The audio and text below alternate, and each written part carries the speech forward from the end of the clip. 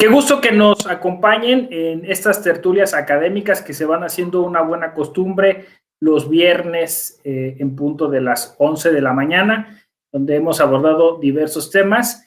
Y hoy tenemos el honor, el privilegio de tener a un querido colega, amigo y bueno, un académico de CEPA, que es el doctor Ricardo Marcelo Fonseca. Bienvenido, Ricardo. Muchas gracias, caro amigo Ramón. Es un placer estar acá. Yo diría mi hermano brasileiro.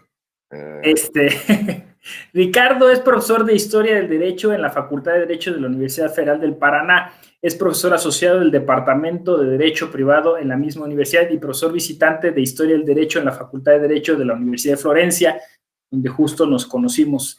Es un especialista en Historia del Derecho, Teoría del Estado y Filosofía del Derecho. Se le considera como uno de los renovadores de la historiografía del derecho brasileño al incorporar el pensamiento de figuras como Paolo Grossi y Antonio Manuel España.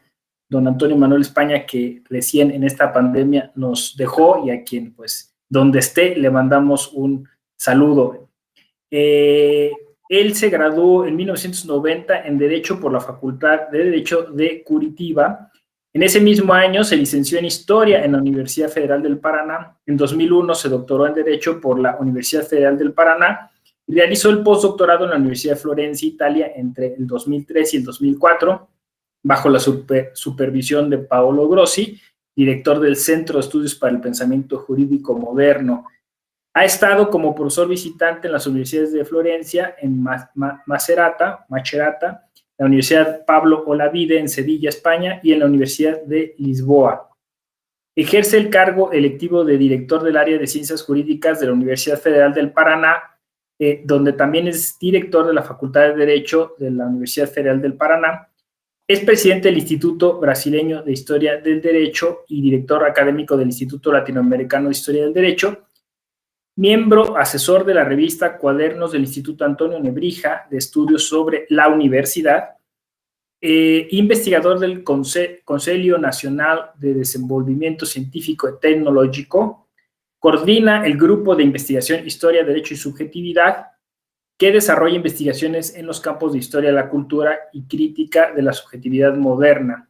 Fundó además Escola de Curitiba, grupo de investigación de Historia del Derecho, y ahora tiene una flamante revista de Historia del Derecho que les invito a acceder a leer porque además es gratuita, y actualmente se desempeña como el magnífico rector de la Universidad Federal del Paraná y viene a hablarnos justo del tema democracia y universidad, un tema sumamente importante en América Latina, bueno, yo diría en el mundo, pero en América Latina en los últimos años este se ha vuelto un tema de vital importancia respecto del derecho a la manifestación, a la resistencia, incluso diría yo a la revolución. Bienvenido, Ricardo, y te dejo en uso de la voz para este primer planteamiento sobre este binomio democracia y universidad. Muchísimas gracias, querido irmãozinho mexicano, como sempre digo acá. Amigo de quase 20 anos, não? Desde doutorado de Ramon em Florença e no meu período de Florença. E parece que foi ayer, Ramon, né? Parece que o tempo não passou, né? Fora os teus barbas um pouquinho mais blancas acá, mas fora isso, é como se para mim, ao menos, o tempo não tivesse passado. Quero registrar esse grande privilégio, esse prazer de estar aqui, a convite de vocês, o Tribunal Eleitoral, participando dessas tertúlias, junto com o meu querido amigo Ramon Narvaez. Eu, antes de tudo, preciso me desculpar com vocês e com quem está nos ouvindo pelo YouTube, porque, lastimavelmente, eu não sou capaz de falar espanhol, a língua de Otavaz. Entonces, hablaré un poquito el paso en portugués, esperando que me entiendan. Se no entenderem, façam un sinal, por favor, y yo intento de aclararme un poco. para falar deste tema, liberdade acadêmica.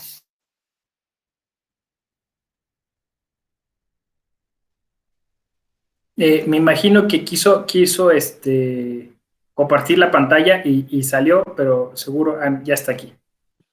Perdão.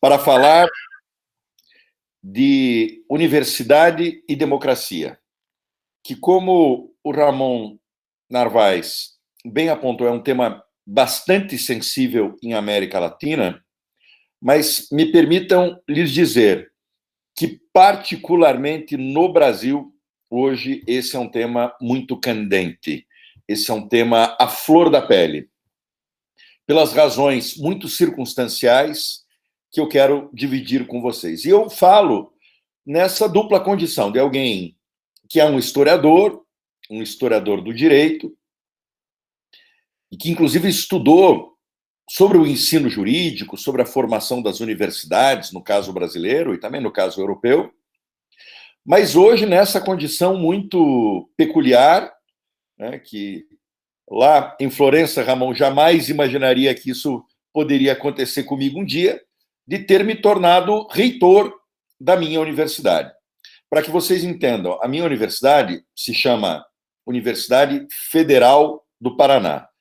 Aqui nós temos muitas universidades no Brasil, e elas são federais, que significam que pertencem à União, são brasileiras. Existem muitas universidades estaduais, do estado de São Paulo, do estado do Rio de Janeiro, do estado do Paraná, e existem muitas universidades privadas. As universidades mais importantes do Brasil, aquelas que produzem mais ciência e tecnologia, mais de 90%, são as universidades públicas, as federais e as estaduais. A minha universidade está entre as 10 universidades brasileiras. É uma universidade importante, grande, relevante. Tem 40 mil estudantes, 3 mil professores, tem um grande hospital universitário, o maior hospital da minha cidade, a minha cidade de Curitiba, e, portanto, uma universidade, enfim, que tem essa relevância.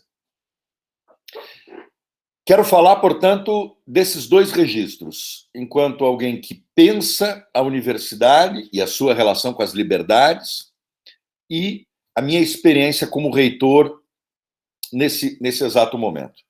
Eu não sei se essas minhas experiências que eu quero compartilhar com vocês é a mesma experiência mexicana, mas vamos ver no nosso debate. Universidade e democracia. Bom, democracia, como sabemos, é um conceito politicamente recente na história, é alguma coisa que tem raízes no fim do século XVIII, que se implementa na sociedade ocidental, sobretudo no século XX, e sofregamente, com dificuldades. Então, vocês me permitam usar, ao invés de universidade e democracia, usar, num primeiro momento, a distinção universidade e liberdade. Porque, desde que existem universidades, e nós sabemos que as universidades foram inventadas na era medieval, na segunda era medieval, no século XII, Universidade de Bolonha, Universidade de Paris, Oxford, Salamanca, Coimbra. É um período de formação das universidades. Era uma época pré-moderna, uma época medieval, mas que, todavia, em cada universidade havia um pressuposto que, desde o início, era fundamental: a sua autonomia. As universidades, na verdade, nascem como corporações medievais, inclusive aplicando a sua própria jurisdictio internamente.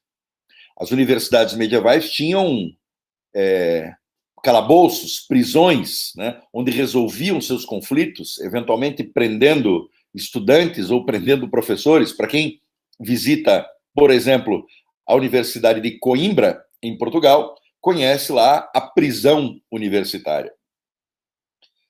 O fato é que as universidades nascem com esse pressuposto.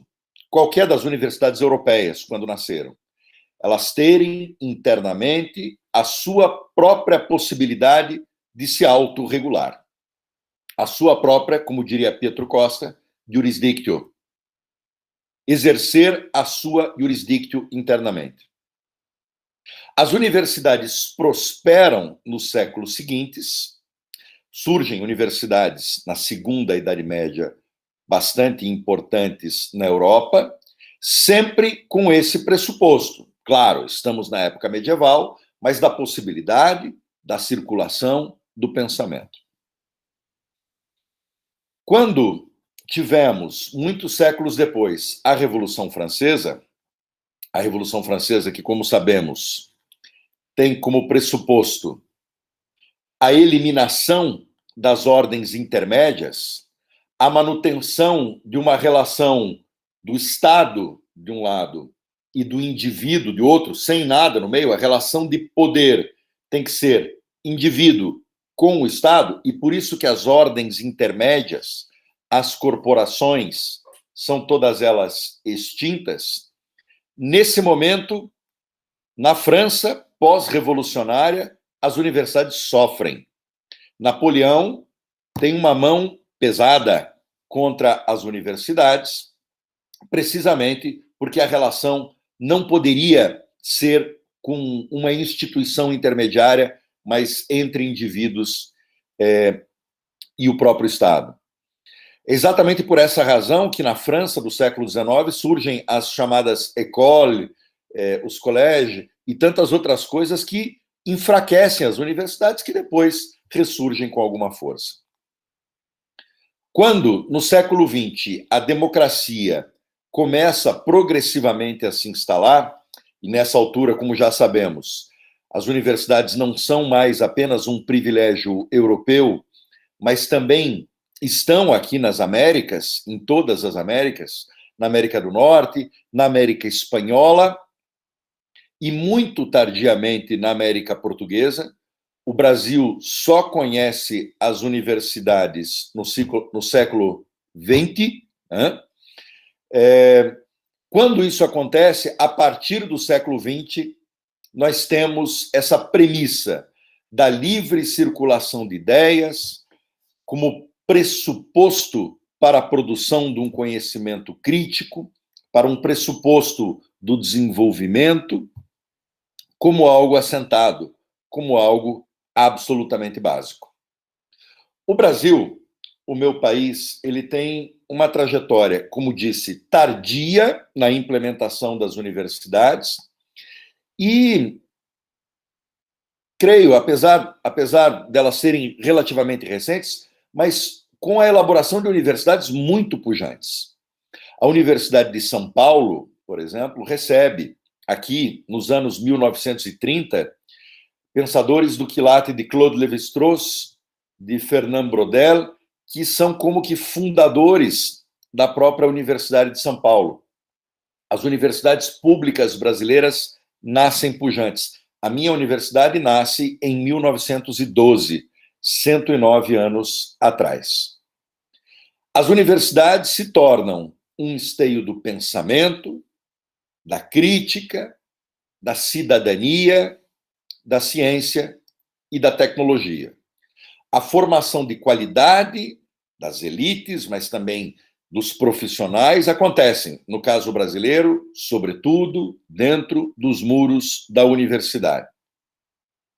Quando, após a nossa ditadura militar, que, como vocês sabem, acontece aqui entre 1964 e 1985, quando o regime militar fica para trás, é que nós promulgamos uma Constituição nova, uma Constituição democrática, que é a nossa Constituição de 1988 e que continua ainda vigente.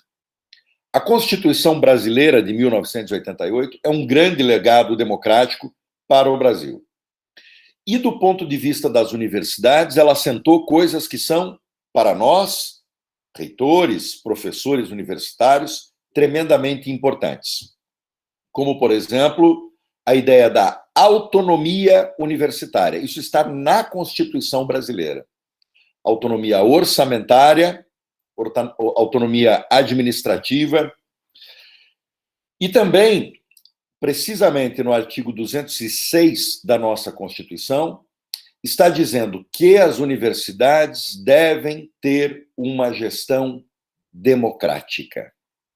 É a partir desse momento que universidades e democracia, inclusive no plano constitucional, acabam, enfim, se unindo.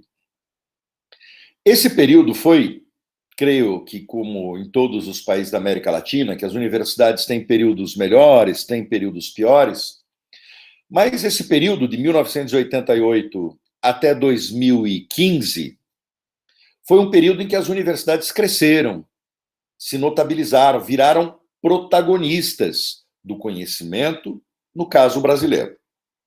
Eu, como reitor, sempre repito, a produção da ciência e da tecnologia das universidades federais não é como no Brasil, não é como na Alemanha, por exemplo, que tem os institutos Max Planck, ou as École, ou universidades privadas. Aqui são as universidades públicas, como a minha própria universidade, que produzem ciência e tecnologia.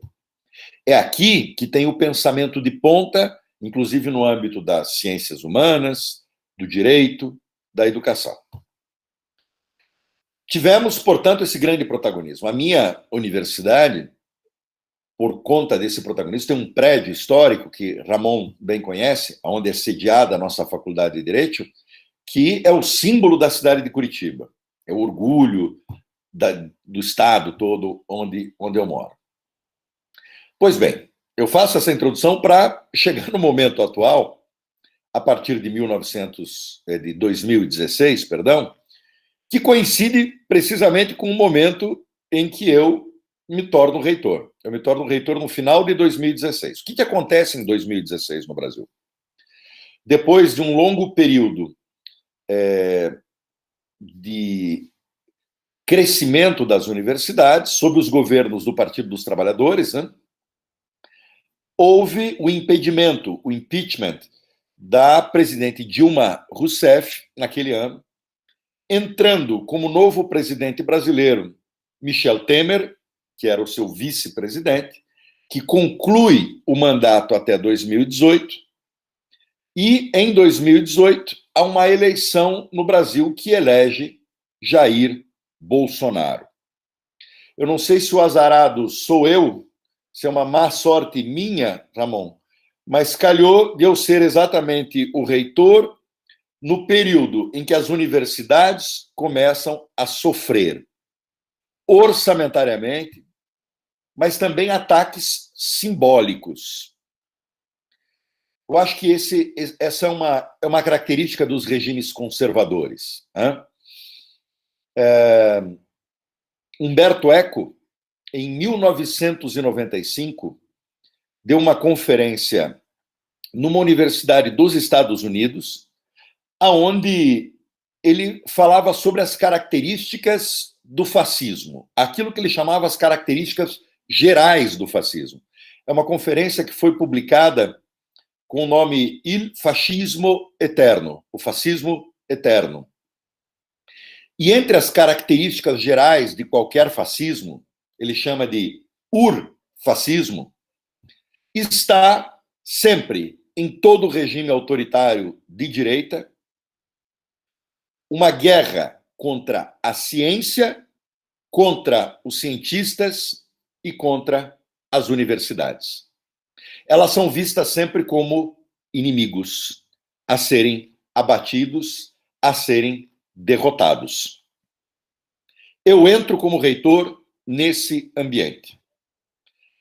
As universidades, porque é difícil para mim, caros amigos mexicanos, explicar a vocês o que aconteceu com o Brasil nos últimos anos.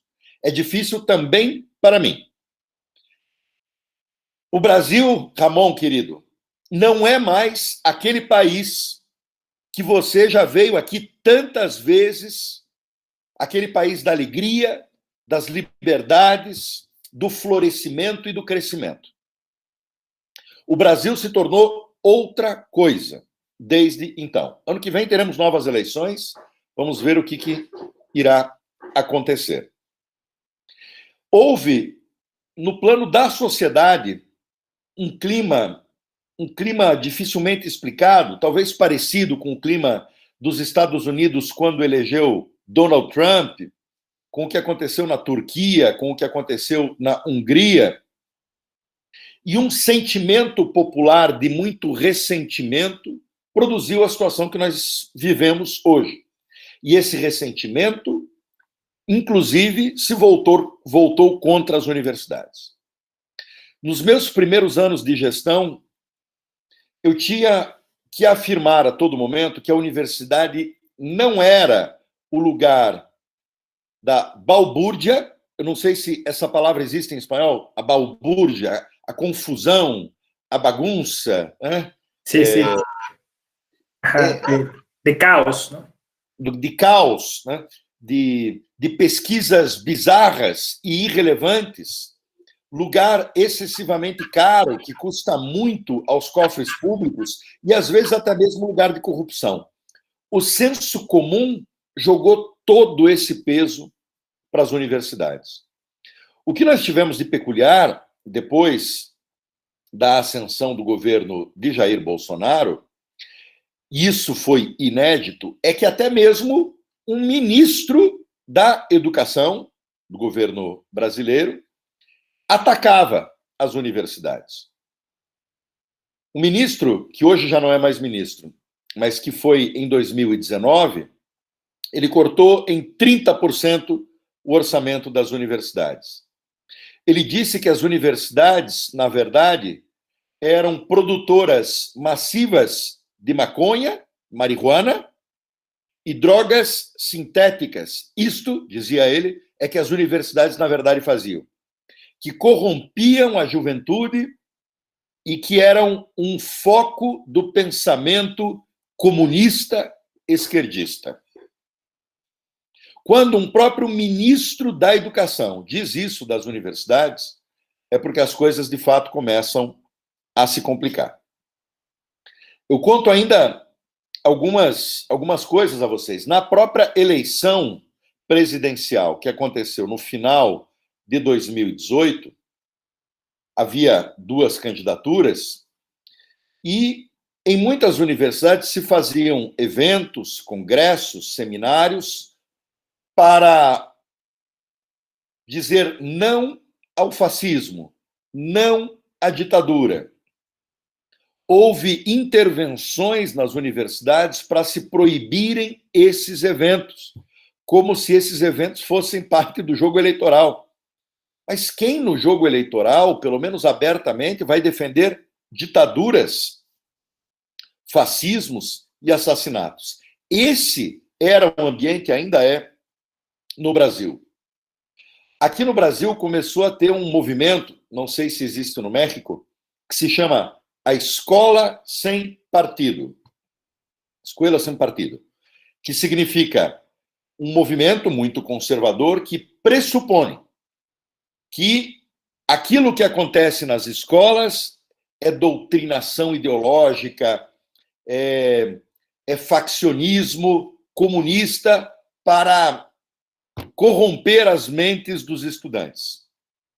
O movimento da escola sem partido, que cresceu muito no Brasil e começou a ser implementado em grande medida pelo governo federal, a partir da eleição de Jair Bolsonaro, e isso só foi contido pelo Supremo Tribunal Federal, pelo Poder Judiciário, pressupõe que é possível uma neutralidade de abordagem das coisas e que aquilo que a escola fez foi se deteriorar. E, naturalmente, as universidades também se deterioraram nesse sentido ideológico, né? De novo, parece o urfascismo. A ponto do Supremo Tribunal Federal Brasileiro, precisamente, ter que colocar limites a essas coisas. E eu diria a vocês, meus caros, que a salvaguarda para as liberdades das universidades hoje são o judiciário. É o judiciário que está dizendo o óbvio. É o judiciário brasileiro, como eu costumo dizer, que afirma aquelas coisas que os ninhos, que as crianças brasileiras de 10, 12 anos devem falar. Ou seja, que o discurso é livre, que a universidade deve ser o espaço da liberdade, que a universidade não pode ser o lugar do patrulhamento, da censura, que os professores devem poder trabalhar com liberdade, que as universidades devem receber um orçamento para, pelo menos, manter a sua própria subsistência, que as universidades são o foco da liberdade, do desenvolvimento, da soberania, da ciência e da tecnologia e também da democracia. Eu preciso compartilhar com vocês que foi uma luta difícil, e está sendo uma luta difícil, porque é exatamente esse o momento que o Brasil estava atravessando até o momento que a pandemia da Covid-19 aconteceu, o ano passado, cerca de 1 ano e 2 meses atrás. Porque imagino que no México, que também vive um momento delicado com a pandemia, deva ter acontecido algo muito parecido com o Brasil. Nós tivemos uma situação em que muitos morreram, em que muitos ficaram doentes, em que o sistema de saúde foi muito requerido, foi muito demandado, mas quem foi muito demandado também nesse período foram as universidades. Por quê? Porque as universidades mantêm hospitais. É o caso da minha universidade, que tem um grande hospital aqui da cidade. Porque na universidade que estão os cientistas. Nas universidades que estão aqueles que podem pensar nas medidas de contenção da pandemia. Dentro das universidades que se inventam testes para detectar quem está infectado com o vírus. E dentro das universidades públicas brasileiras é que se estão pensando as vacinas, né? Como que se diz vacina em espanhol, Ramon? Vacino? Sim, vacuna. Vacuna. Preciso dizer que a minha universidade está desenvolvendo um vacuno nuestro, nuestra fabricação, mas que naturalmente nós queremos que seja do Brasil e do mundo. Muito interessante, muito custo baixo e, enfim, temos que esperar todas as etapas das nossas agências regulatórias. Mas nós estamos muito entusiasmados com isso, inclusive. Então, o que aconteceu nesse último ano de pandemia é que, de repente, todo mundo percebeu, todo mundo com sensatez, pelo menos, no caso brasileiro, que as universidades que vinham sendo tão atacadas nos últimos anos, elas são cruciais, elas são fundamentais, elas são centrais. Centrais, claro, não só para a liberdade, para que a gente vivifique a nossa democracia. Porque num ambiente como esse nosso ambiente brasileiro, aquilo que nós mais vemos é obscurantismo, ignorância, intolerância e preconceito. Pois bem, as universidades são o vacuno contra a ignorância, o preconceito, né? Enfim, a obscuridade, o obscurantismo e tudo mais. São nas faculdades de filosofia, de psicologia, de história, de ciências humanas, nas faculdades de direito, onde nós aprendemos a linguagem do pluralismo, da liberdade, do respeito ao outro. Mas, mais do que isso, de repente todos começaram a ver que sem as universidades não era só uma questão de desenvolvimento econômico, porque as universidades são muito importantes para a indústria, para a agricultura, etc. Não era só uma questão importante para a soberania nacional, porque acredito que esse seja o caso do México também. Se não fabricamos uma vacina que seja nuestra, nós estamos à mercê de Pfizer, de AstraZeneca, de grandes empresas multinacionais farmacêuticas ou de governos, geralmente da China, da Índia ou dos Estados Unidos. Né?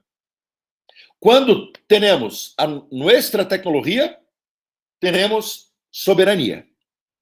Mas não é só obscurantismo, desenvolvimento e soberania. Se viu nesse período que as universidades são sinônimo de saúde e de vida. Porque aquilo que as universidades pensam, inventam, produzem, protegem, é aquilo que garante a condição de saúde ou de doença. Muitas vezes de vida ou de morte. O que isso significa? O que isso nos traz nesse momento? Né? Que estamos ainda num momento de crise. Aqui no Brasil, há poucos meses, estavam morrendo 4.000 pessoas por dia. Hoje, cerca de 2.000 por dia. Temos quase 500.000 mortos com a pandemia no Brasil. Somos o país que mais pessoas morreram, só atrás dos Estados Unidos, creio, ou da Índia, talvez. Né? Uma coisa espantosa. E nesse contexto de tragédia é que a universidade aparece como um lugar de salvação, um lugar de redenção, um lugar de vida. Eu tenho dito muito, Ramon, que hoje aqueles que são contra a ciência e a universidade são os militantes de la muerte. No Brasil, aqueles que são a favor da ciência são os militantes da vida. Por quê? Porque nós temos uma situação aqui no Brasil que é muito surreal, em que o nosso próprio Ministério da Saúde não acreditava em vacinas, em vacunas. Não acreditava, não comprou, demorou para comprar. Poderíamos ter milhões de pessoas vacunadas agora. Mas, acá, isso vem de Brasília, do próprio poder central brasileiro, se receitavam remédios medicinais que não eram eficazes para o vírus da Covid-19. Ou seja, parece que o próprio país milita contra as evidências científicas.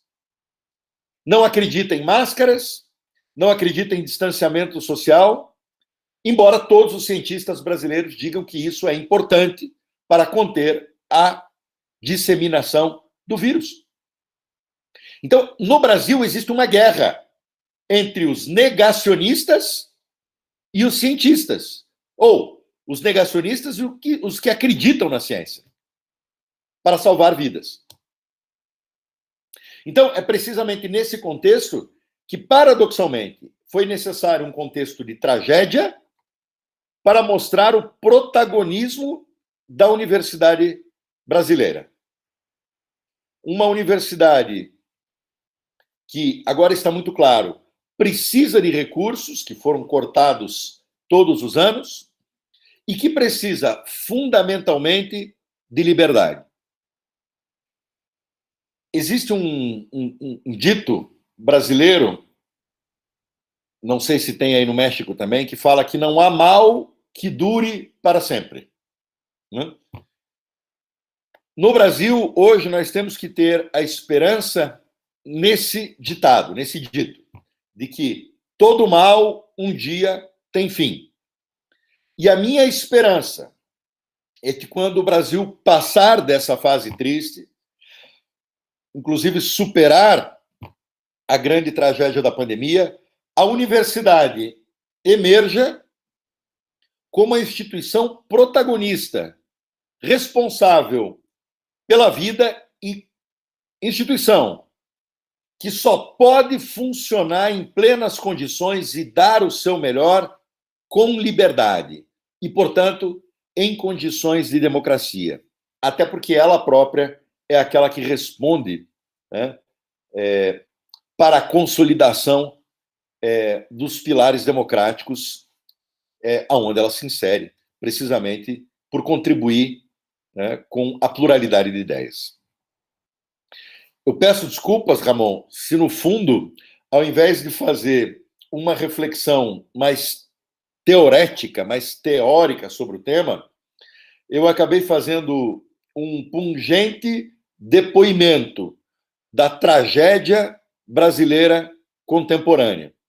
Mas eu acredito profundamente que a universidade é um agente fundamental, inclusive, para esses momentos de crise. E o que eu realmente espero é que a universidade saia protagonista, quer do negacionismo, quer desse momento de pandemia. E eu falei demais. Fico aqui à disposição para que a gente possa conversar a partir de agora.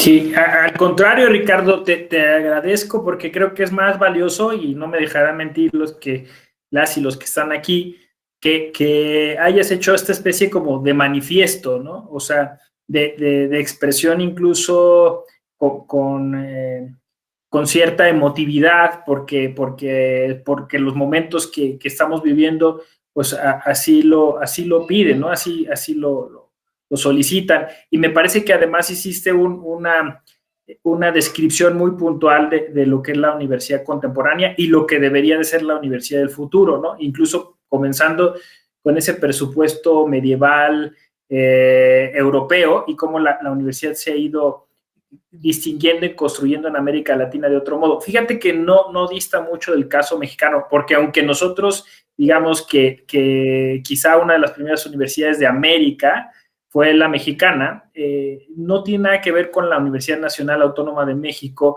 que se funda en 1910. O sea, es decir, la vieja universidad, la Pontificia Universidad, de alguna manera desapareció y en el siglo XIX no hubo vida universitaria, sino como una especie de institutos. Y en 1910 surge la UNAM, en 1926 adquiere la autonomía y, como bien dijiste tú, se vuelve un elemento fundamental a nivel constitucional. O sea, siempre que se discute la autonomía universitaria, se entiende como uno de los principios y valores de las democracias contemporáneas, ¿no? Si no hay autonomía universitaria, posiblemente o se está atacando la autonomía universitaria, que quizá estamos frente a un régimen dictatorial o, como dijiste tú, fascista. Efectivamente, siempre que hay alguna especie de cuestión trascendente para el país, es la universidad la primera que alza la mano. Pienso, no sé, el caso Ayotzinapa, o sea, todos estos trágicos casos en México que tienen que ver con desaparecidos, pues son las universidades, son los universitarios los que se movilizan para alzar la mano, para evidenciar este urfascismo al que te referías, citando a Humberto Eco. Y la otra cosa que me pareció interesantísima es que citaras a la universidad como un espacio de vida, ¿no? Un espacio vital. En América Latina tenemos esta idea del vitalismo. Hay unos replanteamientos desde el constitucionalismo muy interesantes en América Latina que tienen que ver con eso. O sea, generar espacios vitales, espacios donde la gente pueda vivir frente a una cultura de muerte que se basa en el hiperconsumismo, que se basa en esta industria extractivista que lo único que quiere es enriquecer a los más ricos. Pero paradójicamente un discurso fascista que es ignorante, como dices tú, que es llamativo que el ministro de Educación se haya puesto contra las universidades, o que el ministro de Salud haya pensado que era una conspiración o un complot lo de la pandemia, ¿no? Entonces sí, efectivamente, el tema de los terraplanistas y estas cosas, o sea, con las redes sociales y todo esto se exacerba, pero que nuestros gobiernos, digamos, consideren estos centros del saber como lugares elitistas o de desperdicio, ¿no? Porque se genera pensamiento vacuo, pues es peligroso y es, justo como lo mencionaste, antidemocrático. Entonces, me parece justo tu posicionamiento. Defendamos a la universidad porque de ahí defendemos la democracia. Incluso citaste cosas que a nosotros como mexicanos que nos interesan los temas electorales son sumamente interesantes, ¿no? Por ejemplo, esto de la comunicación política. ¿Qué papel deberían de jugar las universidades en torno a una elección o en particular respecto de este pensamiento crítico y de exigencia hacia el gobierno, ¿no?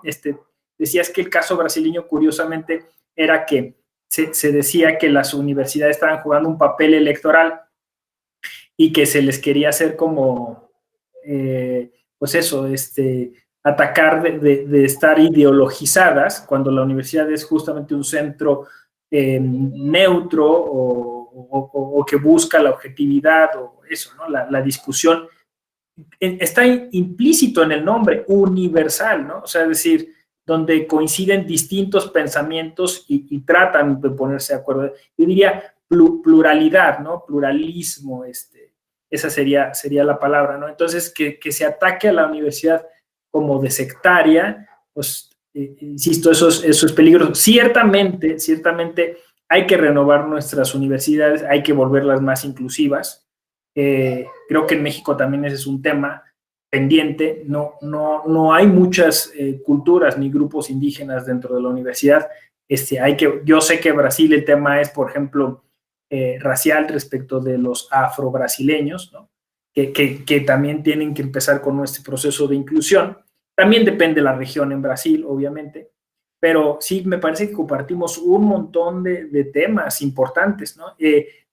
Sitúas tú otro tema que a nosotros también, los mexicanos y mexicanas, nos preocupa, que es, o no que nos preocupe, sino que nos interesa mucho, que es cómo lo electoral se vuelve fundamental, ¿no? en nuestras democracias contemporáneas. Decías tú, ya en breve se van a celebrar elecciones en Brasil, bueno, más o menos en breve, ¿no? Y Brasil, que ha tenido toda esta convulsión política, que después se volvió también una crisis sanitaria, o sea, que se volvió incluso, bueno, pues yo, porque lo viví más cerca a través de ti, pues ese ataque a las universidades, como que era un paquete, ¿no? En el que iba todo eso, ¿no? Y que tú lo definiste muy bien. O sea, no necesariamente tiene que ver, yo diría, con la postura o el cariz de un tipo de gobierno, sino con una actitud fascista, con características fascistas, que no es que, o sea, es que luego lo que no, quizá falta avanzar en ese aspecto, ¿no? O sea, uno puede tener actitudes fascistas aunque uno esté haciendo constantes ejercicios democráticos y los gobiernos traten de ser democráticos, pero de repente pues salta este fantasma del fascismo, ¿no? Y es donde tenemos que tener cuidado, y es la universidad la que está atenta de esas cuestiones, ¿no?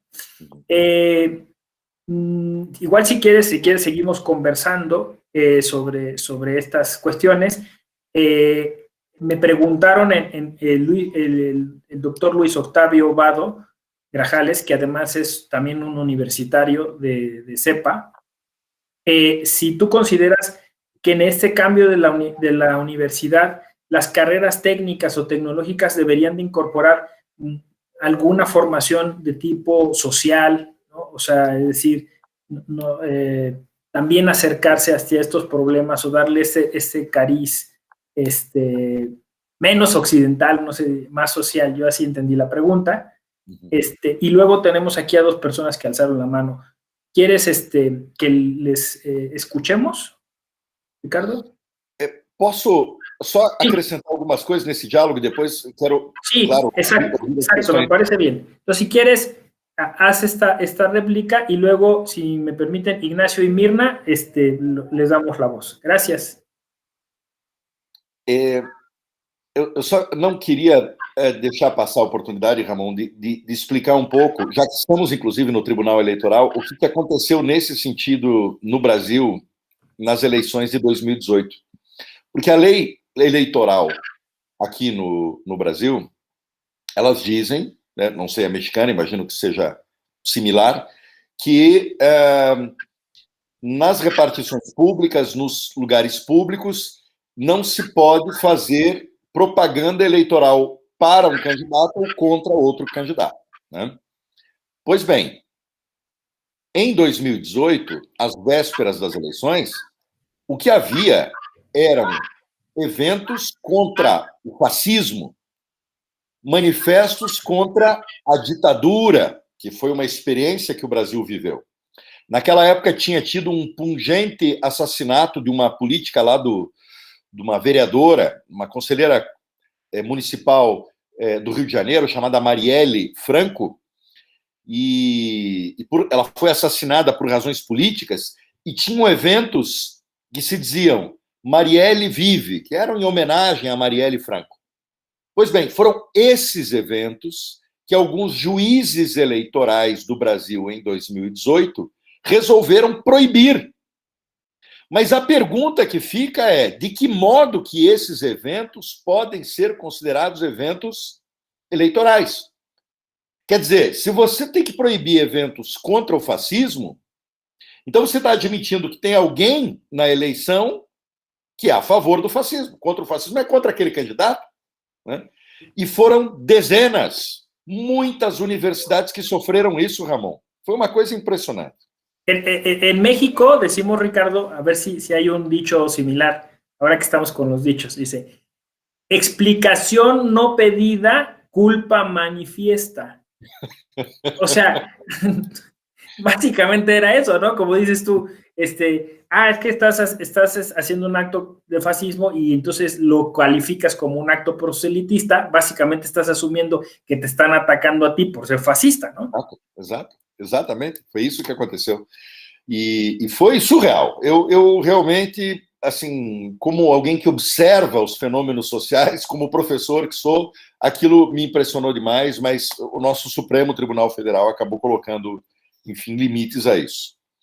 Uma segunda coisa que eu queria dizer é que a universidade brasileira, ela se tornou, ao longo dos anos, muito inclusiva, né?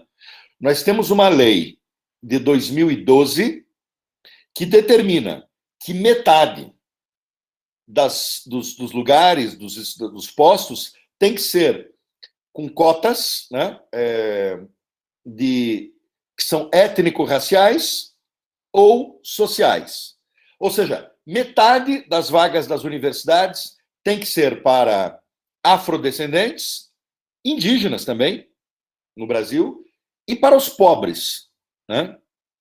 Isso, naturalmente, mudou o perfil das universidades nos últimos anos. A universidade se transformou. Eu, que sempre dei aula num curso de Direito, o curso de Direito sempre foi um curso de elite, né? No curso de História, que eu também fiz, não era assim, mas no curso de Direito, eram as elites que estavam lá. Depois dessa lei, dentro do curso de Direito, como no curso de Medicina, como nas engenharias, por exemplo, havia um colorido, havia uma mistura social e étnica que era muito positiva. Os pobres, os índios e os negros entraram na universidade brasileira. Uma das hipóteses, no sentido de que haja tanto ressentimento social, inclusive contra as universidades, no final das contas, acaba sendo isso. É a revolta das elites que viram aquele espaço que antes era apenas dela ser ocupado por aqueles que jamais tiveram uma oportunidade. E eu preciso lhe confessar isso, amigo Ramon. Eu, como reitor, das coisas mais bonitas que eu testemunho no meu dia a dia é quando eu antes da pandemia, né, estava numa formatura, numa cerimônia de colação de grau, de diploma de medicina. E víamos aquelas pessoas que tinham entrado como cotista e que, se fossem em outras circunstâncias, jamais estariam naquela posição. Esse é o momento em que você vê a universidade fazendo a diferença como um fator de inclusão. No Brasil isso acontece, ou acontecia, né? Ou estão tentando que deixe de acontecer. E talvez essa seja a origem de tanta hostilidade contemporânea às nossas universidades. Deixa eu acrescentar uma terceira coisa, né? Eu me lembro desse grande filósofo alemão da escola de Frankfurt, chamado Walter Benjamin, né?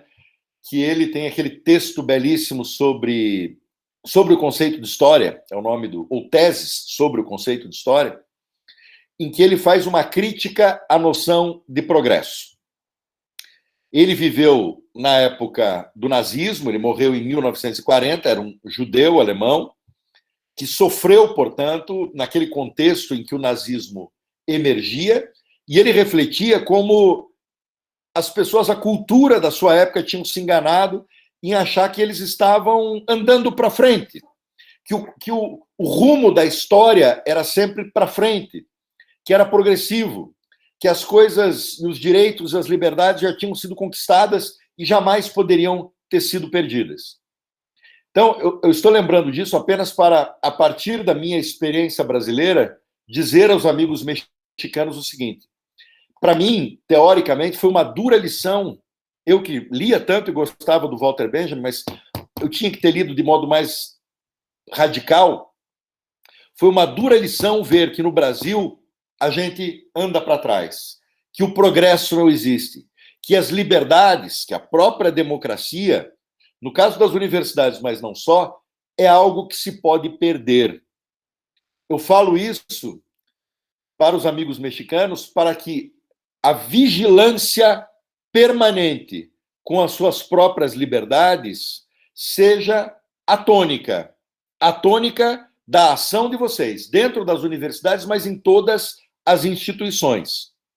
Porque, mesmo quando estamos convictos de que temos os direitos, está na Constituição, temos leis que nos asseguram, pois bem, nós podemos de uma hora para outra perder tudo isso. Porque hoje as ditaduras não se instalam mais derrubando governos necessariamente, mas com a erosão interna da democracia, usando os próprios instrumentos da democracia para enfraquecer, para tornar mais débil a democracia.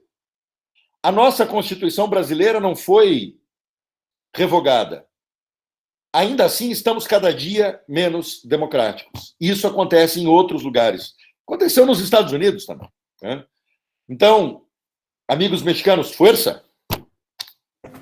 Está muy interesante esto que dices, Ricardo, con los mismos mecanismos de la democracia, debilitar la democracia, ¿no? Y claro, esto que mencionas es sumamente interesante. A propósito de Benjamin, yo sé que eras fanático de este autor, el Angelus Novus, ¿no? Y bueno, pues habla muy bien de ti reconocer humildemente que se puede tener una interpretación más radical de la historia, ¿no? Bueno, además pensar que Brasil tiene además un monstruo intelectualmente hablando del lado de la pedagogía y esto que es Paulo Freire, ¿no? O sea, que tenemos que rescatar, me parece. Ahora sí, Juan Ignacio, Mirna, ¿qué quieren preguntarle a nuestro amigo rector o comentar para el público? ¿Quién empieza? ¿Juan Ignacio?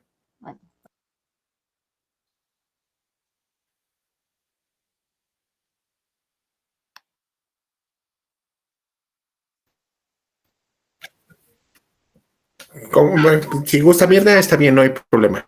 Primero Ya que estás abierto tu micrófono, adelante.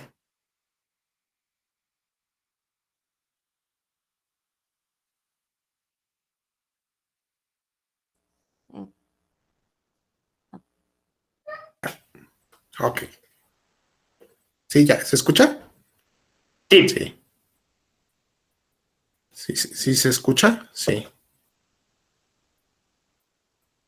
¿Sí? Okay. Pues, bueno, primero que nada, buenos días a todos y a todas las presentes aquí en esta reunión. Me llama mucho la atención y la verdad es que es una plática que ha sido bastante constructiva respecto de la importancia que tiene la universidad para sostener a la democracia. Considero que también está poniendo en evidencia un problema grave de la democracia, por lo menos en América Latina, que es la polarización y el hecho de democracia son las únicas que tienen razón y por ende cabida. Y en ese sentido, la universidad se consolida como un garante de la universidad donde se debaten y se deben discutir todas las ideas, ¿no? Donde todos tenemos que exponer nuestros puntos de vista sobre estas condiciones condiciones y nuestras propias percepciones respecto de la democracia. Entonces, esto es lo que me parece muy interesante. Considero que al menos en mi época universitaria no se daba de esta manera, y eso que relativamente no tiene mucho, pero que se ha ido poniendo de moda esta nueva concepción universitaria con vísperas a la democracia, aunque también ha hecho énfasis en esta vacuna contra la ignorancia, y creo que también parte de esta vacuna complementaria es precisamente el confrontar y el preguntar si alguien dice que sí, comentar no y debatir el por qué no. Solamente es la única manera que podemos encontrar un punto razonable, ¿no? Tratando de atender a diferentes puntos de vista. Entonces, esto es bastante interesante, y creo que es una preocupación que no solamente tenemos en México, ha venido a evidenciar que parece ser extendible a toda América Latina, y a lo mejor en algunas condiciones socioculturales los países podrán tener más o menos esta identidad propiamente y estas preocupaciones democráticas. Muchas gracias, Juan Ignacio. Sí, pues un puntual comentario. Muchísimas gracias. Mirna. Hola, buenos días a todos. Y bueno, primero que nada agradecerle al doctor Ricardo Fonseca. Creo que fue muy interesante su plática. Y bueno, ver que la situación de tanto de Brasil como de México es muy parecida. Yo creo que aquí en México tenemos el privilegio, la fortuna de contar con la UNAM. Bueno, para mí es la máxima casa de estudios, mi alma mater. Y yo creo que siempre ha jugado un papel muy importante en el desarrollo y en la evolución de la sociedad, no solo como una fuente del saber, sino también como una formación tanto humana como social que se imparte en sus aulas. Yo creo que es muy enriquecedor el hecho de que aquí la educación tenga libertad de cátedra. Hay profesores muy buenos que no se enfocan únicamente a formar en la cuestión académica, sino como individuos, como seres humanos, como parte de una sociedad. Y yo creo que ese es uno de los papeles más importantes que juegan las universidades, como la base, bueno, una de las bases de la sociedad, que son las que nos ayudan a enriquecer nuestro desarrollo como individuos y como sociedad. Y bueno, yo creo que uno de los, bueno, al menos aquí en México, creo que la universidad ha sido muy golpeada en algunas ocasiones, en algunas situaciones, pero yo considero que es muy fuerte y que siempre ha salido adelante de algunos problemas que ha tenido y cosas así. Y ahorita precisamente yo creo que va a tener también, ahora sí que, un pequeño problema cuando se regrese a la nueva normalidad con esto de la pandemia y todo. Yo creo que va a jugar un papel muy importante, pero que tiene la fortaleza suficiente como para seguir desempeñando el papel que tiene en la sociedad. Y bueno, espero que en Brasil también suceda lo mismo, que las universidades sigan adelante, que pues no olviden ese papel que tienen como fuentes del saber y también como parte del desarrollo del individuo. Y bueno, era mi comentario y muchas gracias. No, gracias, Mirna. Pues sí, dos puntuales comentarios. Hay que decirlo, las universidades brasileñas, la mexicana, a veces la argentina, están en rankings incluso mejor posicionadas que todas las españolas y que todas las italianas, ¿no? Entonces, sí es un papel también de liderazgo el que van a asumir en el futuro estas universidades. Bueno, pues estos dos comentarios, Ricardo, la pregunta que nos hacía Luis Octavio a propósito de si las carreras técnicas tienen que asumir algún contenido curricular de ciencias sociales. Y algo similar nos pregunta el doctor Pérez de los Reyes, quien es también una institución de la Universidad Nacional Autónoma de México. Te lo digo porque fue reconocido como profesor emérito recientemente, y él nos pregunta qué debiera hacer la universidad, sobre todo a través de carreras como la sociología o la psicología social, para evitar estos discursos políticos exacerbados o discursos exacerbados de algunos políticos, pues, que llaman al odio o eso, a dividir o polarizar a la sociedad, ¿no? Não, eu agradeço muitíssimo as perguntas e também os comentários. E este de Luiz Otávio, também de este último e de Mirna, tocam num ponto que me parece importantíssimo, que é o papel da universidade. Não apenas a de formar profissionais, não apenas a de formar cientistas, claro, temos também este papel, mas temos que ter esse eixo de formar cidadãos conscientes do seu papel, das suas responsabilidades na sociedade e por aí vai. Eu acho que esse papel específico de formação cidadã de uma universidade hoje avulta como talvez uma das mais relevantes que nós tenhamos no nosso tempo.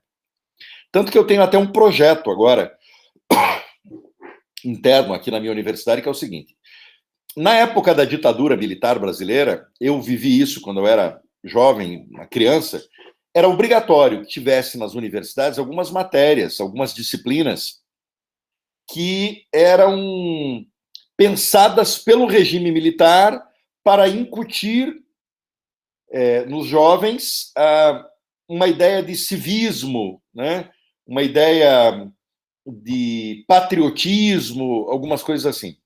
Eu me lembro que o nome das disciplinas eram nomes neutros, mas o conteúdo era sempre muito ligado com a forma de pensar do regime, que era estudo dos problemas brasileiros, organização social e política do Brasil, e por aí vai.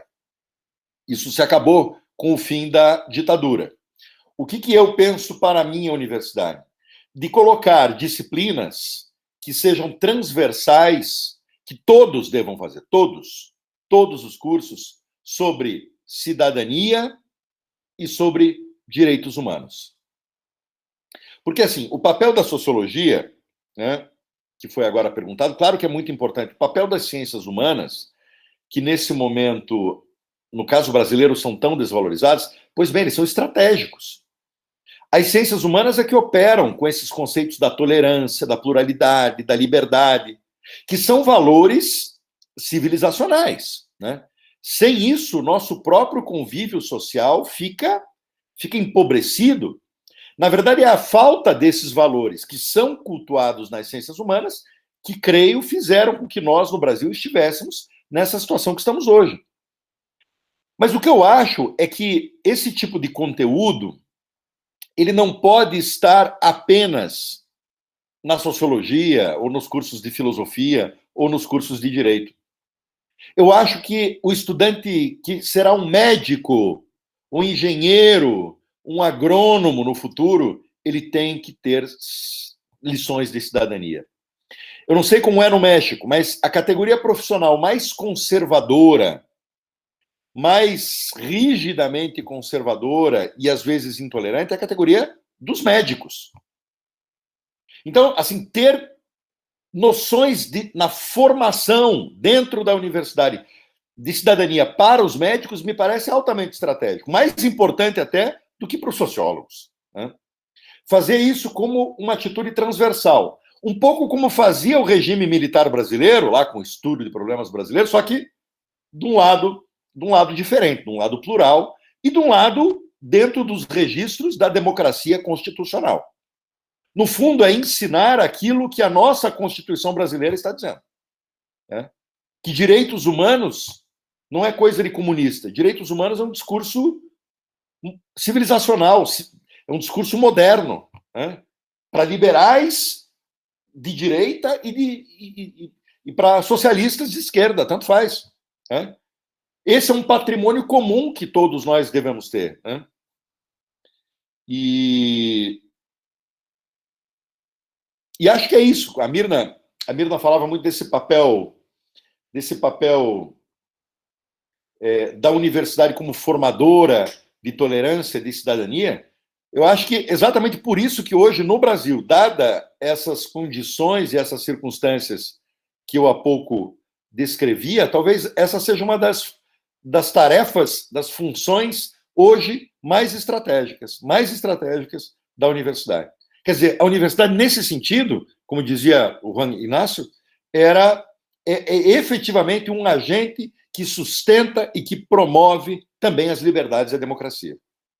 Mas vou lhe dizer, num contexto adverso como esse que nós vivemos, isto não é fácil. É uma verdadeira guerra para tentar fazer isso no nosso dia a dia. Sí, sumamente interesante, Ricardo. Estaba platicando con Alexander Reyes, quien es también investigador aquí en la Escuela Judicial Electoral. Él hacía una pregunta que me parece tú ya le respondiste, ¿no? Un poco qué es lo que deberían hacer las universidades frente a estos ataques antidemocráticos. Y pensaba yo en efectivamente esta necesidad de volver a las universidades centros neurálgicos de escuelas de verdadera democracia, ¿no? Y pensaba yo justo en repensar el progreso, ¿no? El higienismo que estuvo presente en Brasil y en México con el positivismo científico a principio, justo cuando se fundaron las universidades, y recordaba también una cita de Averroes cuando comenta la República Platónica. Él dice que a propósito de esta idea primigenia de la cibernética, que los dos dispositivos de control de poder eran la medicina y la jurisprudencia. Entonces, claro, por eso la medicina y la jurisprudencia. Y hoy justo nos encontramos en ese intríngulis. Pues muchas gracias, Ricardo, por tu tiempo, por tus conocimientos, por compartirnos tu experiencia, tu sentir personal frente a esta historia reciente que vivió la Universidad en Brasil. Gracias a nuestro querido Ramón Hernández, quien es el anfitrión en este caso, y a todas las personas que hicieron posible esta transmisión, a Vincent también, a los que preguntaron y a los que asistieron. Gracias, Ricardo. ¿Alguna cosa adicional que quieras decir para finalizar?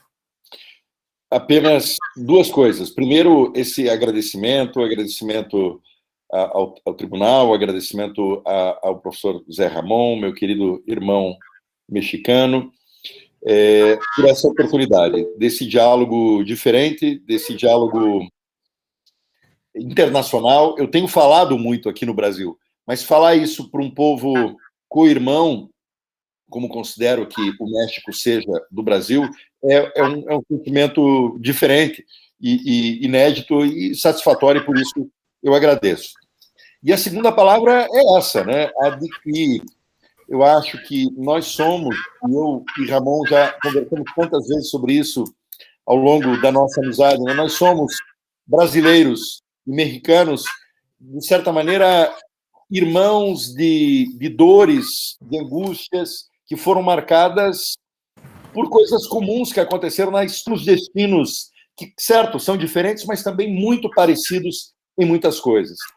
Então, a minha mensagem final é que esse triste momento brasileiro, que eu tentei expor do ponto de vista das universidades na sua relação com a democracia, inspire sempre atenção, vigilância, resistência dos nossos irmãos mexicanos, sempre contando com a solidariedade brasileira também. Muchísimas gracias. Yo diría que abramos nuestros micrófonos y le brindemos un fuerte y caluroso aplauso a nuestro querido expositor. Muchas felicidades, mi querido doctor. Muy claro. Felicidades. Muy interesante. Y pues nada, agradecerles a todos la presencia y desearles un bonito y feliz fin de semana. Cuídense, las que pueden y pueden, quédense en casa. Y bueno. Gracias, igualmente. Gracias. Muchas gracias, ponente. Muy buena información. Gracias. Hasta luego. Saludos a Brasil. Felicidades al moderador y al doctor Ricardo. Saludos a Brasil. Hasta luego. Gracias. Saludos hasta Brasil. Un abracinho. Un abrazo. Brasileiro. Gracias, Ricardo.